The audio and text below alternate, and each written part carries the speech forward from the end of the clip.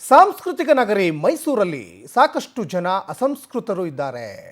ಯಾಕೆ ಅಂದರೆ bike wheeling ಮಾಡಿ ಪುಂಡ್ರು ಹಾವಳಿ ಮಾಡಿದ್ದಾರೆ. ಬರೀ ಬೈಕ್ ವೀಲಿಂಗ್ ಮಾಡಿದಷ್ಟೇ ಅಲ್ಲ, ಬೈಕ್ ವೀಲಿಂಗ್ ಜೊತೆಗೆ ಧಮ್ಕಿ ಕೂಡ ಹಾಕಿದ್ದಾರೆ. ರಸ್ತೆಯಲ್ಲಿ ಬೈಕ್ ವೀಲಿಂಗ್ ಬೇಡ ಅಂದಿದ್ದಕ್ಕೆ ನೋಡಿ ಅವ್ರ ಮೇಲೆ ಹಲ್ಲೆ ಮಾಡಿದ್ದಾರೆ. ಅದು ಕೂಡ ಮನೆಗೆ ನುಗ್ಗಿ ವ್ಯಕ್ತಿಗೆ ಹಿಗ್ಗಾಮುಗ್ಗ ಥಳಿಸಿದೆ ಒಂದು ಗುಂಪು. ಹಾಗಾಗಿನೇ ಅಸಂಸ್ಕೃತರು ಅಂದಿದ್ದು.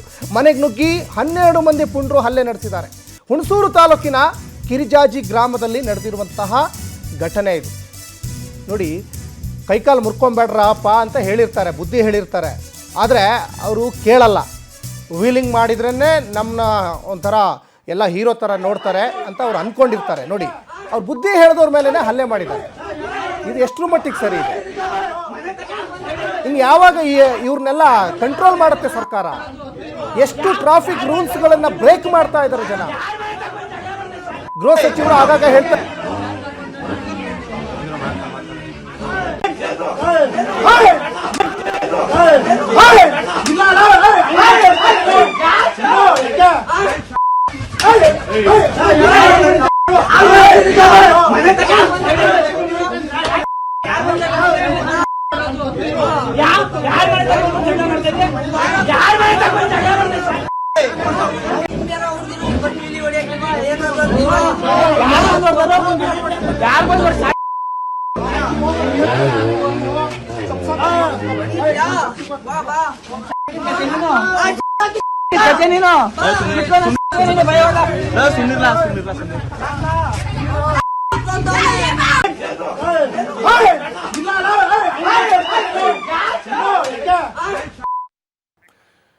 ಈ ಬಗ್ಗೆ ಸಾಕಷ್ಟು ಡೀಟೇಲ್ಸ್ ಅನ್ನು ನಮ್ಮ ಮೈಸೂರು ಪ್ರತಿನಿಧಿ ಪ್ರೇಮ್ ಕುಮಾರ್ ಕೊಡ್ತಾ ಹೋಗ್ತಾರೆ. ಪ್ರೇಮ್ ಕುಮಾರ್, ಇವತ್ತು ಮೈಸೂರು ಸೇರಿದಂತೆ ರಾಜ್ಯದಾದ್ಯಂತ ಸಾಕಷ್ಟು ಈ ಪುಂಡ್ರು ವೀಲಿಂಗ್ ಮಾಡ್ತಾ ಇದ್ದಾರೆ. ಮತ್ತೊಂದು ಕಡೆ ಬುದ್ಧಿ ಹೇಳಿದವ್ರ ಮೇಲೂ ಕೂಡ ಹಲ್ಲೆ ಮಾಡಿದ್ದಾರೆ. ಈಗ ಹುಣಸೂರು ಟೌನ್ ಪೊಲೀಸ್ನವ್ರು ಬಂದು ಪರಿಶೀಲನೆ ಮಾಡಿದ್ದಾರೆ.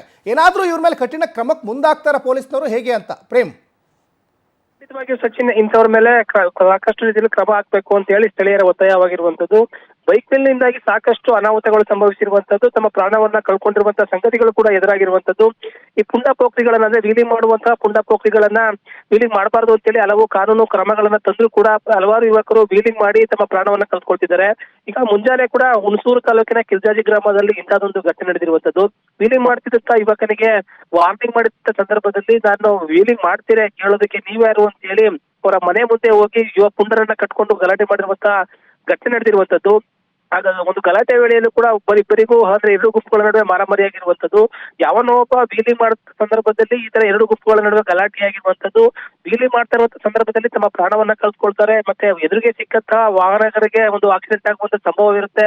ಮತ್ತೆ ಮನುಷ್ಯರಿಗೆ ಒಂದು ಆಕ್ಸಿಡೆಂಟ್ ಆಗುವಂತ ಸಂಭವ ಇರುತ್ತೆ. ಇಂಥವನ್ನ ವೀಲಿಂಗ್ ಅನ್ನ ತಡೆಗಟ್ಟಬೇಕು ಎಂಬ ನಿಟ್ಟಿನಲ್ಲಿ ಸರ್ಕಾರ ಹಾಗೂ ಪೊಲೀಸ್ ಇಲಾಖೆ ಎಷ್ಟು ಕ್ರಮವನ್ನ ಕೈಗೊಂಡ್ರು ಇಂಥ ಪುಂಡ್ರ ಹಾವಳಿ ಹೆಚ್ಚಾಗಿರುವಂತದ್ದು.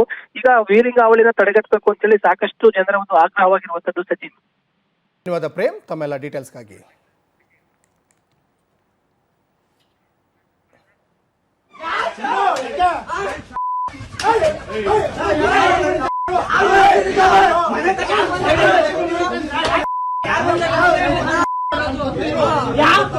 ಯಾರು